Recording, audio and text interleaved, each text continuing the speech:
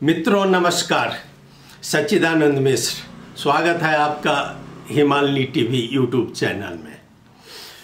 मित्रों, मैंने कुछ दिन पहले 2 वीडियो बनाकर आप लोगों के सामने प्रस्तुत किया था, जिसमें सोना का जिक्र, चीन से किस तरह सोना आता है और कैसे भारतीय मुद्रा का अवमूल्यन हो रहा है, इसका जिक्र किया था।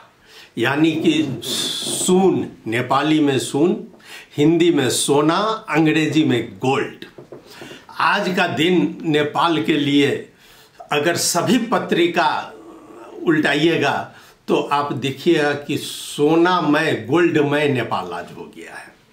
जी हाँ, आपको भी आश्चर्य होगा। 1 क्विंटल सोन लेकर 2 टैक्सी पर बाहर निकल रहे थे तो पकड़े गए। और ये सोन कहाँ से आया? तो ये सोन आया है हमारे मित्र राष्ट्र यानी कि हांगकांग से आया है। अब आप समझ जाइए, ज़्यादा नहीं करना पड़ेगा। हांगकांग से आए हुए सोना यहाँ पर पकड़े गए हैं। आपको हम बता दें कि मंगलवार की रात को 10 बजे क्या थे पैसिफिक उड़ान से त्रिभुवन विमानस्थल पर यह सोना आया। बुधवार को सुबह उसका जांच पास किया गया। अधिकारियों ने बजाबते उसको जाने दिया और उसके बाद जब बाहर निकाले गए, यानी कि 2 बजे, ठीक 2 बजे जब विमानस्थल से बाहर निकलता है तो सीनामंगल स्थित राजस्व की टोली ने उसको गिरफ्तार कर लिया।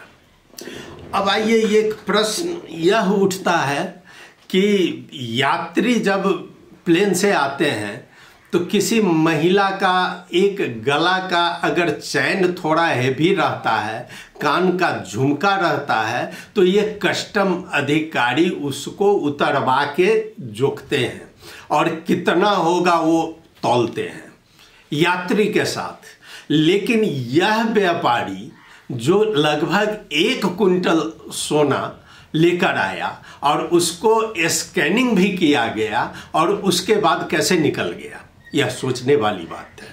निस्संदेह मैं पहले आपको बताया था कि जैसे ही 2 हफ्ता पहले का हमारा एक ऑनलाइन का आर्टिकल देखिएगा कि भारतीय मुद्रा का अवमूल्यन जो ललित झा ने तैयार किया था, उसमें स्पष्ट रूप से हम कह दिए थे कि नेपाल चाइनीज हब बन रहा है, यह सोना का हब बन रहा है। यहाँ पर सोना का भंडार बनाया जाता है और उस सोना को भारत भेजा जा रहा है। और इसी सिलसिला में अब यह कहने की बात नहीं है कि हांगकांग से कैसे आया, हांगकांग किसके अधीन में है और वहाँ सोना कैसे रखा गया। दिलचस्प बात यह है कि आखिर वो लाया कैसे 1 क्विंटल सोना। तो आपको जानकर आश्चर्य होगा कि वह स्कूटर और मोटरसाइकिल का ब्रेक शू, जी हाँ ब्रेक शू जिससे गाड़ी रुकती है, वह ब्रेक शू में रख कर लाया गया था। बिस्कुट का आकार चेंज कर दिया गया था और वहीं पर जो ये शेविंग, जो दाढ़ी बनाते हैं, रेजर, वो रेजर के रूप में उसको लाया गया था।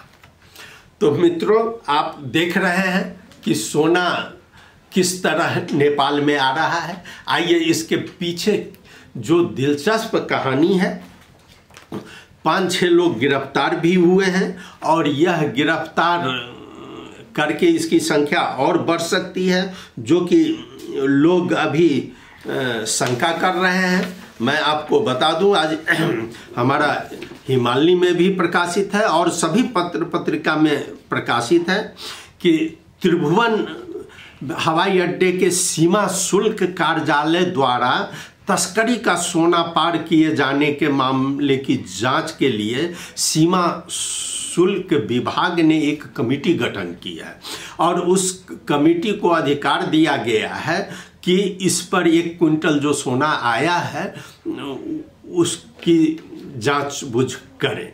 अब एयरपोर्ट कस्टम कार्यालय के सूत्रों के मुताबिक बुधवार सुबह कस्टम क्लियरेंस के दौरान वहाँ पर देखिए शाखा कौन कौन थे यहाँ पर, उस कस्टम क्लियरेंस के दौरान शाखा अधिकारी संतोष चंद और नायब सुब्बा कुमार ढाकाल प्रभारी थे।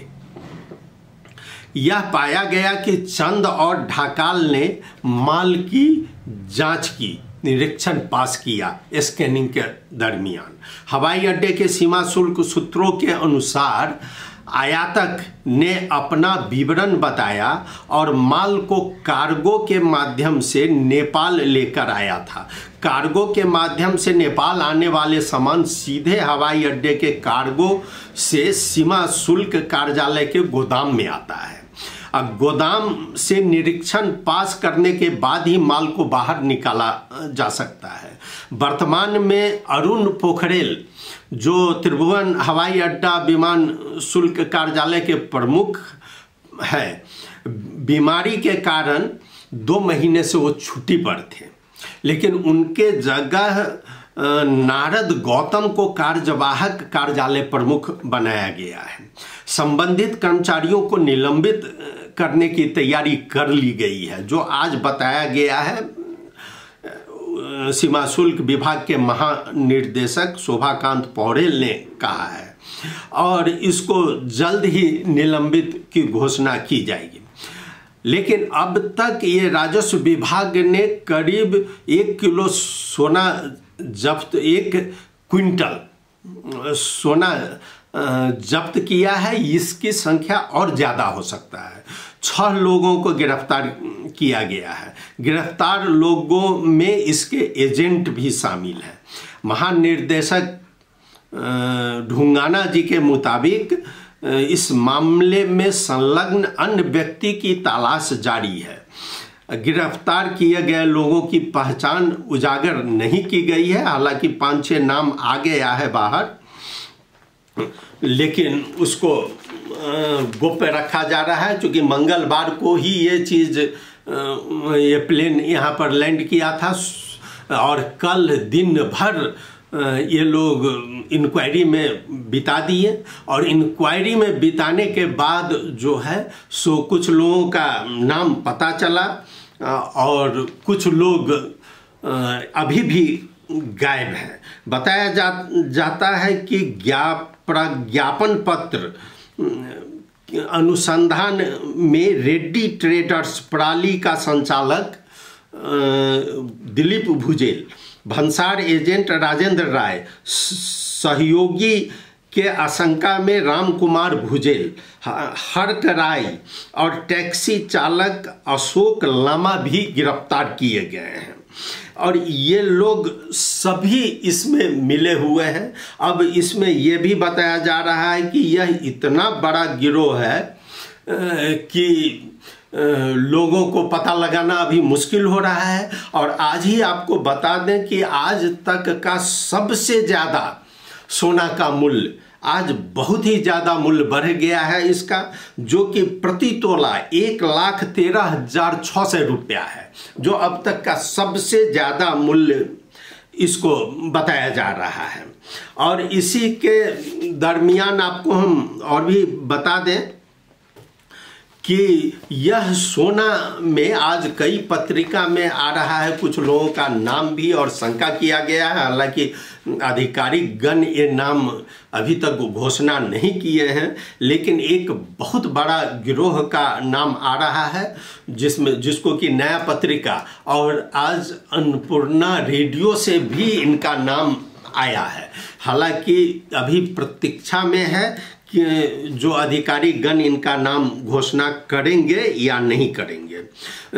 ये नया पत्रिका लिखा है कि व्यवसायी दीपक मल्होत्रा त्रिभुवन विमानस्थल हुँदै तस्करी गरिएको करीब 100 किलो सुन उनकै रहेको अनुसंधानमा संलग्न अधिकारी को भनाई छ। इसमें तो भनाई दिया गया है, लेकिन जब हमने पूछा है तो वहाँ पर ये नाम बताने से वो लोग इनको इनकार कर रहे हैं जो इनका है। फिलहाल इनका नाम इसके दरमियान आया है, लेकिन यही नहीं है, मल्होत्रा जी ही नहीं है, इसके साथ साथ बहुत सारे मल्होत्रा जी हैं यहाँ पर जो कि केवल सुन का तस्करी कर रहे हैं। और यह सुन आपको बता दें, इन लोगों को की तैयारी हो गई थी कि जैसे ब्रेक शू है तो ब्रेक शू को क्या किया जाए, आखिर कस्टम से तो निकाल ही लिया गया था, ये तो रोड पर आकर पकड़ा गया है। और उसमें भी ये निकाल कर, जैसे ब्रेक शू है, रेजर है, इसको यहाँ से जनकपुर, बीरगंज और नेपालगंज भेजने की तैयारी थी। और वहाँ भेजकर वो ब्रेक शू जैसे पता नहीं, वो खुला बॉर्डर पर तो पता नहीं चलता है, और वही ब्रेक शू भारत में ले जाने की तैयारी थी। और उसके बाद वहाँ सोना कालाबाजारी का स्कोप जो कि पहले से हम आप लोगों को बताते आए हैं, और ये आज इसका त्रिभुवन अंतर्राष्ट्रीय विमान स्थल पर प्रमाणित हो गया है। एक बात और मैं बता दूं, यहाँ नेपाली में लिखा गया है, नया पत्रिका में, जो विमान स्थल बाट भएको सुन तस्करी को यसरी गरिएको थियो ऑपरेशन। यह कैसे किया गया था उसके बारे में इसमें पूरा लिखा गया है।